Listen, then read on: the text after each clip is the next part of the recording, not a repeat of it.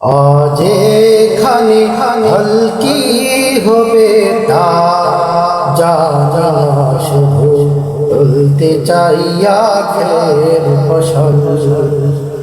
আমরা যে আল্লাহর পাগল, আমরা যে আল্লাহর পাগল, আমরা যে আল্লাহর পাগল, আমরা যে আল্লাহর পাগল। আজ খালি হলকি হবে তা জানা শুধু তুলতে চাইয়া খের ফসল। আমরা যে আল্লাহর পাগল, আমরা যে আল্লাহর পাগল,